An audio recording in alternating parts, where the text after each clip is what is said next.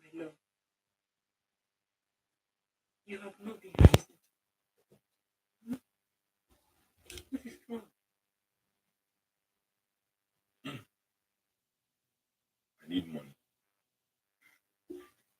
What did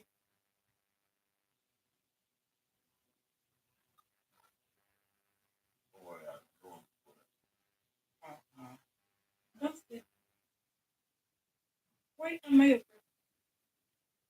hmm? Who are you?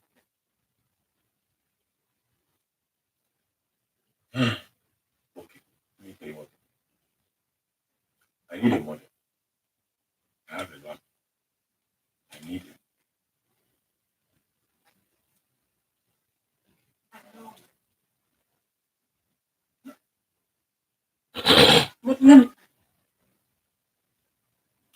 let's line up.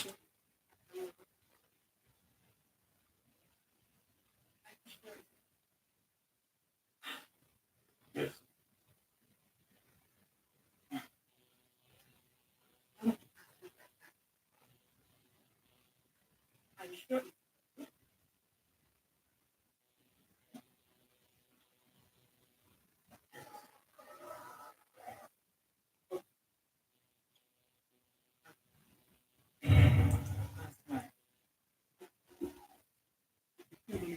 Mm-hmm.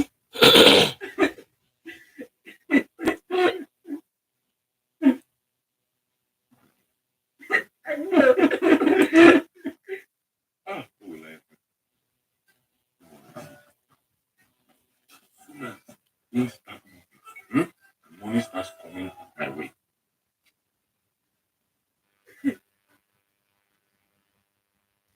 Okay, guys, good afternoon, good afternoon, good afternoon. I hope you are all doing well. Uh, I hope you guys can hear me right. Let me know if you can hear me, okay?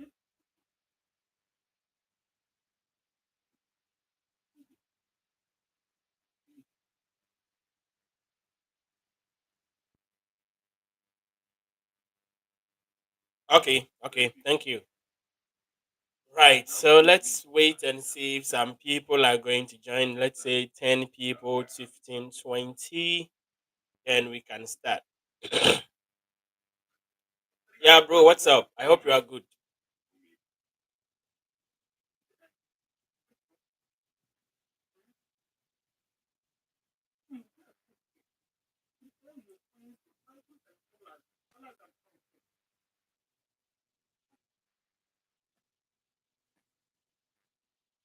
Okay, good.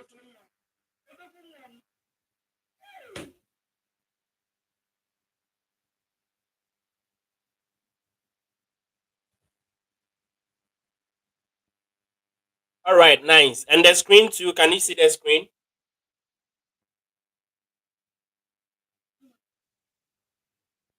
Can you guys see the screen as well?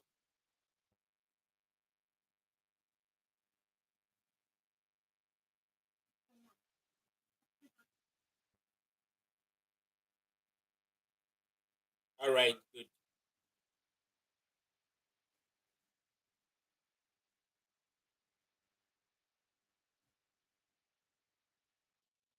Only 9 people. All right, it's fine. Okay, so guys, let's look into the market for this week. And first of all, let's start with the fundamentals and let's look at what we have ahead of us this week. All right. So this week, tomorrow we are starting a new month. All right, that's the month of July, and also that is my birth month. So definitely this month I'll try and see if I can celebrate my birthday for the first time in history. They're all good. All right. So month of July, on Monday, do we have any news available? Yeah, on Monday we have manufacturing PMI, final manufacturing PMI, and ISM manufacturing PMI, ISM manufacturing prices. Yeah, those are the news we have. And tomorrow too, don't forget we have Canadian bank holiday. So those of you who trade Canadian pairs, it means you have no trade tomorrow. That is if you follow the plan we use.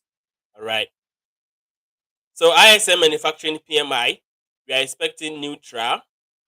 ISM manufacturing. Okay, the final one is the neutral. The ISM manufacturing PMI, we are expecting positive. Sorry. Um, ISM manufacturing prices, we are expecting negative. This is happening at 2 p.m. Okay, and that's the news we have ahead of us tomorrow. That is Monday, first. On Tuesday, um, we have Fed Chair Powell speaks at 1:30 Ghana time. We also have JOLT job openings at 2 p.m. And with that, we are expecting negative news. On Wednesday, we have ADP non-farm employment change at 12:15 Ghana time. And we are expecting positive news. 12:30 unemployment claims. Hey, how come? Unemployment claims on Wednesday. Wow. Okay, so 12:30 unemployment claims, and we are expecting negative news. 1:45 final service PMI, we are expecting negative. ISM service PMI, we are expecting negative. That's on Wednesday. 6 p.m. FOMIC meeting, FOMC meeting. Okay, FOMC meeting at 6 p.m. We don't have anything at 6:30. Sorry. We don't have anything at 6:30, so we only have 6 o'clock FOMC meeting. Okay, so on Thursday, okay, now I understand. Thursday is USD bank holiday. Okay, US bank holiday on Thursday. That's why the unemployment claims came on Wednesday. Now I get it. I'm sure you guys have gotten the reason because it doesn't happen. Like I haven't seen that unemployment claims being released on Wednesday, but because Thursday is bank holiday, that's why they released the news on Wednesday. Friday is NFP. Friday is NFP, and looking at the data, we are actually expecting negative. All right, we're expecting negative NFP on Friday. So these are the fundamentals we have ahead of us. Now, yeah, let me share the for the chat. Okay.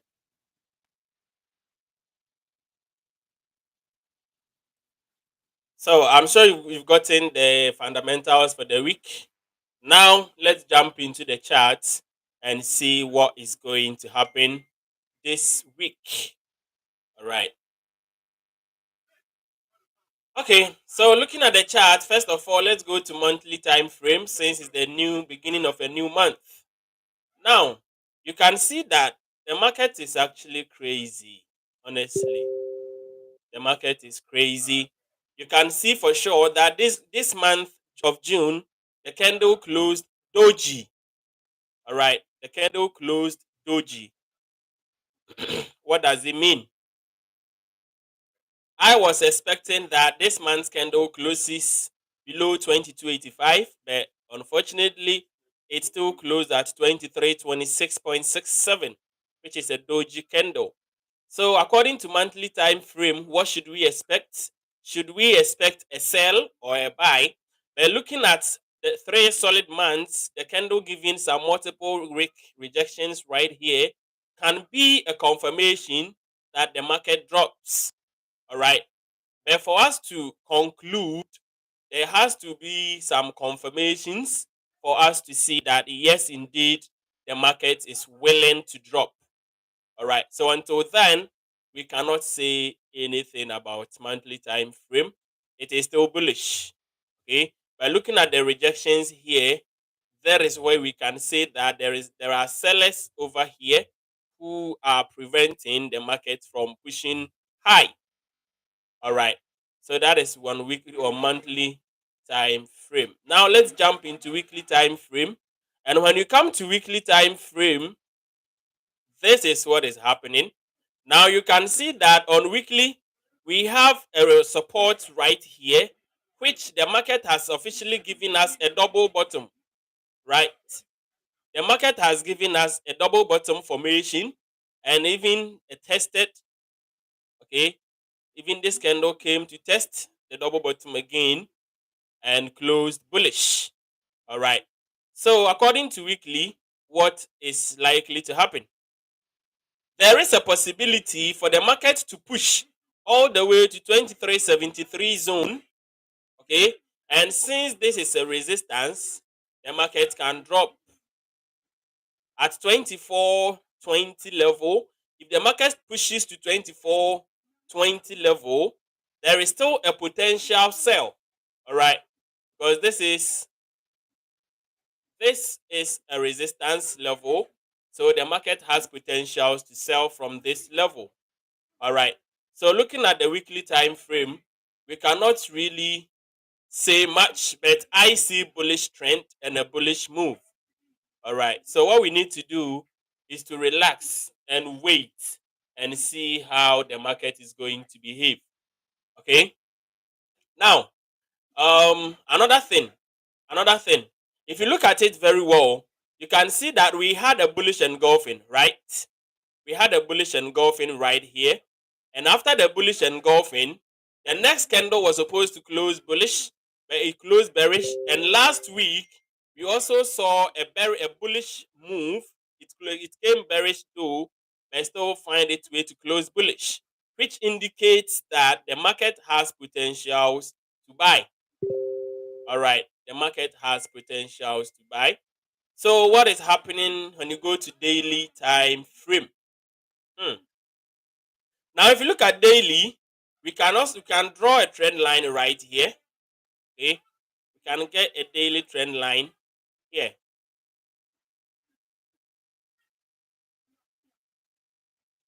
Good, and you can see that we had a first touch right here. We had a second touch, and this is the third touch.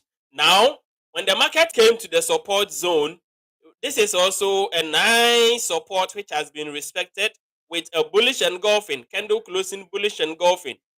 All right.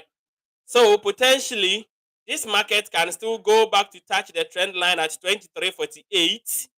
Then, if you respect this trend line, it can drop, but it has potentials to break the trend line since it is going for the fourth touch. All right. Since it's going for the fourth touch, it has potentials to break, it has potentials to respect. Now you can see that this support is also a strong one, a very strong one. Okay, a very strong one where we have a first touch, second touch, and a third touch. So the market has potentials to push according to the third touch to break the fourth touch on this trend line. I hope you guys are following. So what you need to do is to exercise a little patience and watch and see how things are going to unfold. But due to the fact that we are expecting negative NFP, the market may respect this bullish engulfing and then breaks this trend line and pushes high. Okay, so those are the possibilities. Don't forget that. Now let's go to H4. Okay, so when you come to H4, this is what is happening. And you can see that the market respected this level nicely. All right, respected this level nicely. And then a lot of people were expecting sales because of this breakout. Because of this breakout, a lot of people were expecting sell. I think on Thursday, and a lot of sales. Like, sorry, so many people hit stop losses right here. Okay. Now, if you look at H4, what can we see? We can adjust this trend line a little. But if we are adjusting it, the market is going to look so messy, like rough. Okay. Yeah. So according to H4, we have a first touch here and we have a second touch. So we should expect a third touch. Okay. We should expect a third touch. And then the market may fall. Looking at what is happening now, if I'm to buy gold, this is where I'll be waiting for a buy. Okay, I'll wait here and see what is going to happen here. If the market respects this level, then I will take gold buy, okay, and hold and see if it's going to break this level. Then I will hold all the way to this point. Okay, I'll hold all the way to this point, touching the 23, 30, 73 zones over here. All right. So all we need to do is to exercise patience and watch and see how things are going to unfold. So if NFP is coming out negative this week, there is a possibility for the market to touch the 2420 level. Okay? There is a possibility for the market to touch here, meaning this trend line will not be valid. This trend line is going to break. Okay? This trend line will break for the market to go all the way to the top, right? So tomorrow, let's watch and see if we can get a nice buy right here, okay? Then pushes it forward or push it up, right? That's what I see according to H4 time frame. Now, H1, what is happening in H1? Okay, so if you look at H1, um,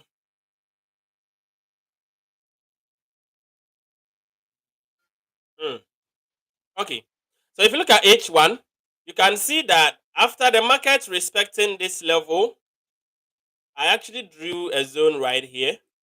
Okay, and after the market respecting this level, see it dropped, came back, but it has not touched this level yet. But remember, this is a breakout, this is a retest for the first touch. So it has to come for the second touch, but it couldn't do the second touch. It's still hanging in the air, meaning there is still a potential for it to come here.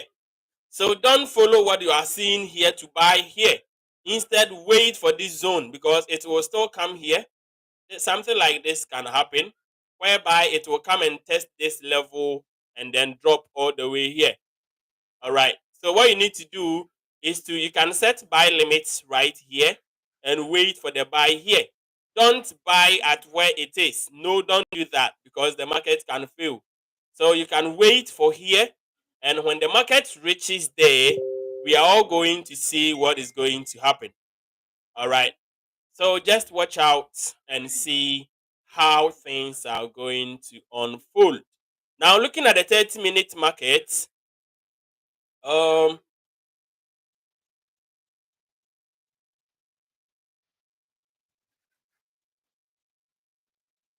we can say there was a trend line here which got broken, okay, and the market later tested the trend line and dropped. So there is a possibility for a second touch on this level right here. Then the market will go down, closing below this, taking away this low to activate this level here again for the continuation push. So like I have been explaining, what you need to do, wait for this zone, okay? Wait for this zone. And if you buy from here, you take some profit right here. Then you expect the level here to be tested. But remember this trend line. Do not overlook the trend line. All right. So guys, this is what I see about gold market this week. If you don't understand anything, you can share with your comments or drop your comments. I will answer you. If you have any question, drop it, okay? And I will answer. Give me a second. I'll be back with you guys. So drop your comments whilst I go out, sort some things. 1 minute, and I'll be back.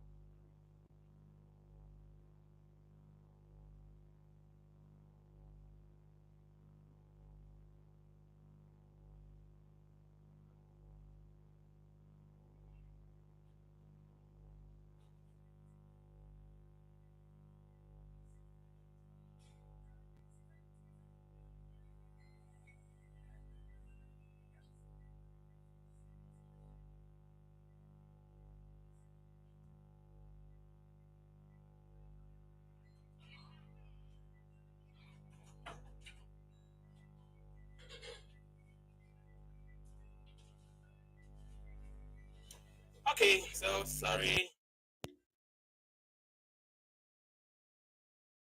Please try add SL when giving us the market outlook. Why should I give you SL, bro? I can't do that. What happens when NFP news negative? Does gold go up or drop? When NFP is negative, gold buys, and when it's positive, gold sells. Okay, so that's what is going to happen. Any question? Any question?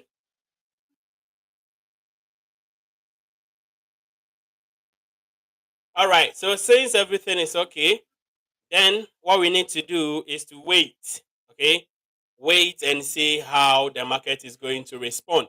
Please, I want to know how to calculate XAUSD pips. Okay, it's quite simple. It is the simplest of all.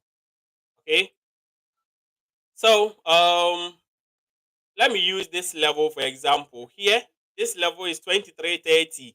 Okay, this red line here is 2330. From 2330 to 2340, okay, 2330 to 2340 is 100 pips. All right, 2330 to 2331 is 10 pips. Okay, 2330 to 2331 is 10 pips. 2330 to 2340 is 100 pips. I think that is fair. And 23.1 to 23.2 is 1 pip. Okay? So that's the simplest way you can calculate gold pips. But if you are using this tool, okay, anytime you use this tool, you are going to see 3 or 4 digits. What you have to do is to divide it by 10. Okay? You divide this by 10. So from here to here is 1560. You divide it by 10 and you are going to get 156 pips. Okay? So especially also when you are using this tool, the rectangular the long and short position tool, you are going to see that this is 3545. You rank it and you are going to get 354 pips. Okay, so you just divide it by 10. Whatever you get, divide it by 10, and that's the amount of pips involved. Okay, so it's quite simple. It's the simplest. It's the simplest of all. Okay, please can you share your screen so we see? I'm sharing my screen already. Can't you guys see my screen? Guys, can't you see my screen? I'm sharing the screen. I'm sharing the screen, guys. Oh, but it's sharing. I don't know why. Let me share it again. Don't worry.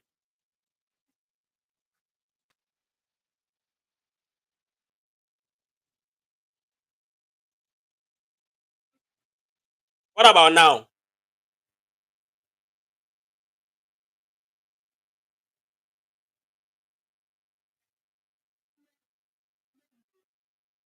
All right.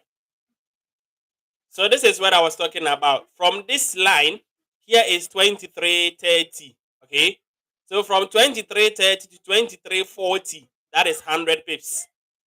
100 pips.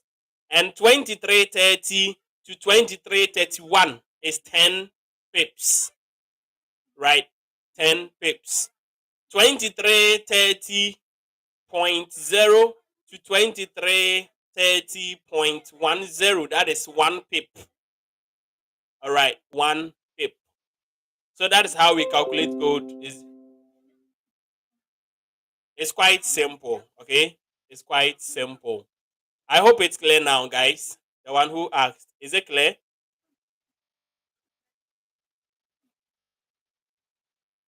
Do you understand now? What broker is good to trade gold? All brokers are good, bro.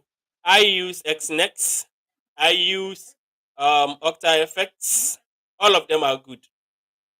So if you want to use the XNex, you can go to Telegram and you see my link there. You can use it. Okay. You can also get my link on YouTube here. You go to any of the videos I posted, you are going to see the Exness link there where you can use it. Guys, any other question?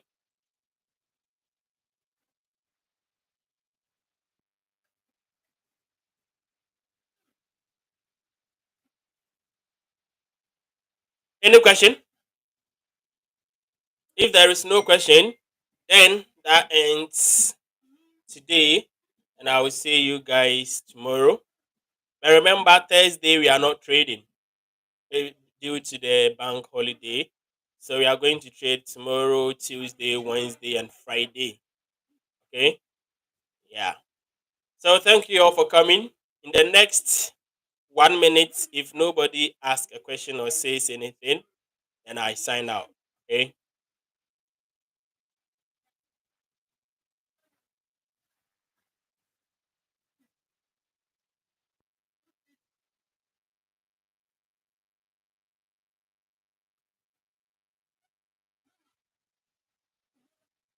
Okay. So have a nice day. Please, when waiting for TP, do you set it already or take break even first? When waiting for TP, do you set it already? Your question is not clear. Let's say I am taking 100 pips. Okay, I don't set break even at TP1. When TP1 hits, I don't set break even. Even TP2, I don't set break even. I set break even after TP2 has been hit. After 70 pips, then I set break even. Okay, that's how I do it. I hope it's clear. All right. Any other question?